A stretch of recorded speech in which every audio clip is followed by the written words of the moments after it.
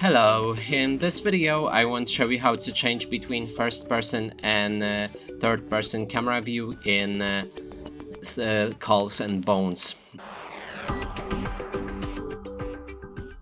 And to do this on keyboard it's under V by default. You can click on it and it will change between first and the third person.